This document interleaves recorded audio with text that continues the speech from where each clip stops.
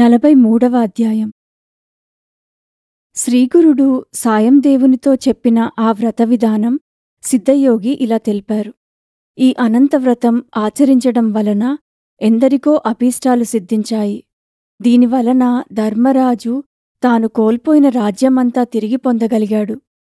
పాండుపుత్రుడైన ధర్మరాజు కపటజూదంలో ఓడిపోయి తన తమ్ములను ద్రౌపదిని తీసుకుని ఘోరమైన అడవులకు వెళ్లి ఎన్నో కష్టాలనుభవించాడు. అయినప్పటికీ వారంతా శ్రీకృష్ణుడే తమకు గతి అని దృఢంగా విశ్వసించారు. దుర్యోధనుడు మొదలైన వారు వాళ్ల రాజ్యం అపహరించి పరాభవించి అడవులకు పంపడమే కాకుండా వారిని ఇంకెన్నో రీతులుగా కష్టపెట్టారు. మేము మీకు ప్రాణ సమానులమైనప్పటికీ ఈ అడవిలో దాగి ఉండవలసి వచ్చిందేమి? నీవే ఉపేక్షిస్తే మాకింక దిక్కెవరు అని బాధపడ్డారు. ద్రౌపది కూడా తమకు కష్టాలు తీరే ఉపాయం చెప్పమన్నది.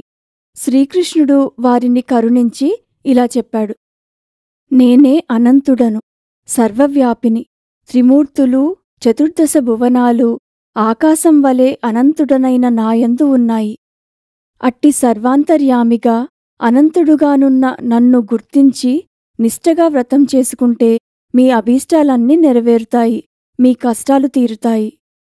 ఈ అనంత వ్రతం భాద్రపద శుద్ధ చతుర్దశి నాడు మధ్యాహ్న సమయంలో భక్తితో ఆచరిస్తే మీ రాజ్యం మీకు లభించగలదు.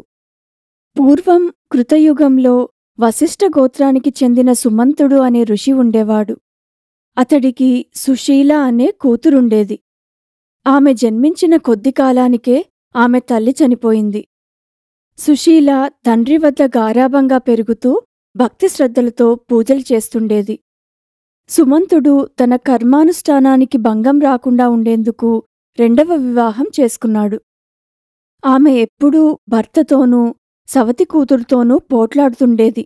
కొంతకాలానికి సుమంతుడు తన కుమార్తెను వేదశాస్త్ర పారంగతుడైన కౌండిన్యునికి ఇచ్చి వివాహం చేశాడు.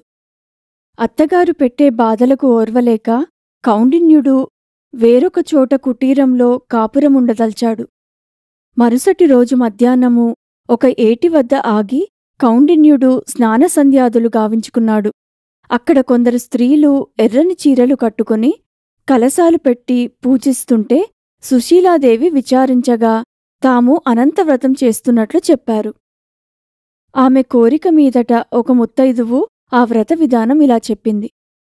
ప్రతి భాద్రపద శుక్ల చతుర్దశి నాడు 14 ముడులు వేసిన ఎర్రని తోరము సిద్ధం చేసుకుని ప్రవహించే నీటిలో స్నానం చేసి ఎర్రని చీర కట్టుకుని ఆకులతో ఒక కలశం స్థాపించాలి.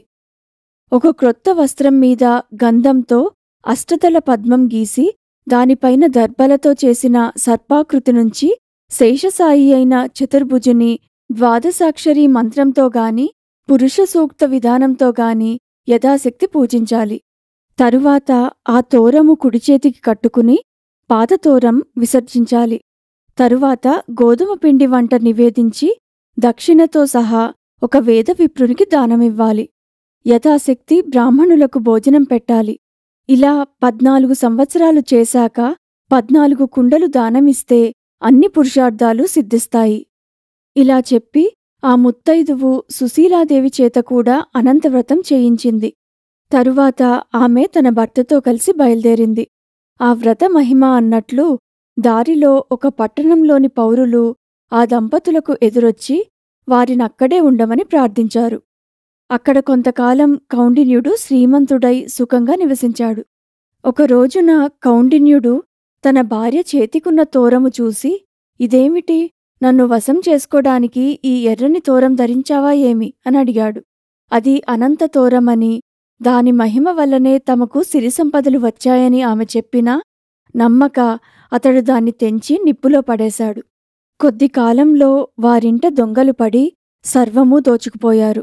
అప్పుడు కౌండిన్యుడు తన తప్పిదము గుర్తించి ఎలాగైనా అనంతుని దర్శించి ఆయనను శరణు పొందనిదే భోజనమైనా చేయనని శపథం చేసి అనంతా అనంతా అని కేకలు వేస్తూ ఒక అడవిలో వెదకసాగాడు.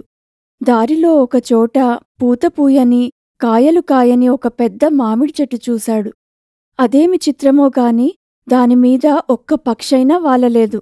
అనంతుడెక్కడా అని తనలో తాను గట్టిగా అనుకుంటుండగా ఆ చెట్టు, నాకే ఆయన దర్శనం లభించలేదు. నీకు కనిపిస్తే నా దుస్థితి గురించి ఆయనకు నివేదించు అని చెప్పింది.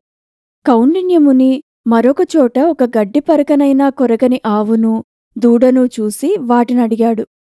అవి కూడా అలానే అన్నాయి. ఇంకొంత దూరం వెళ్ళాక కౌండిన్యునికి 2 కొలనులు కనిపించాయి. ఒకదానిలోని నీరు మరొక దానిలోకి ప్రవహిస్తోంది. వాటి దగ్గర ఎక్కడా కూడా ఒక్క కొంగైనా వాలడం లేదు. అవి కూడా అనంతుని గురించి అతనికి అలానే చెప్పాయి. చివరకు అలసిపోయిన కౌండిన్యుడు ఒకచోట కూలబడ్డాడు. అప్పుడొక ముసలివాడు అతని చేయి పట్టి లేవదీసి, అనంతుని చూపిస్తాను రమ్మని ఒక అందమైన పట్టణంలోని రాజభవనంలో సింహాసనంపైనున్న ఒక సుందర విగ్రహాన్ని చూపించాడు. కౌండిన్యుడు అనంతుని స్తుతించి నమస్కరించాడు. అప్పుడు అనంతుడు అతనికి 4 పురుషార్థాలు, శాశ్వత వైకుంఠ నివాసము వరంగా ప్రసాదించాడు. అప్పుడు కౌండిన్యుడు తాను అడవిలో చూసిన వింతలన్నిటినీ ఆయనకు చెప్పాడు. అనంతుడు ఇలా చెప్పాడు. పూర్వము ఒక విప్రుడు విద్వాంసుడై కూడా ఎవ్వరికీ విద్య నేర్పకుండా తన కాలమంతా శాస్త్రవాదాలతోనే గడిపాడు. అందుకతడు మరుజన్మలో ఆ వ్యర్థమైన మామిడి చెట్టై అడవి పాలయ్యాడు. చవిటి నేలను దానమిచ్చినవాడు మరుజన్మలో మేత మేయలేని పశువయ్యాడు.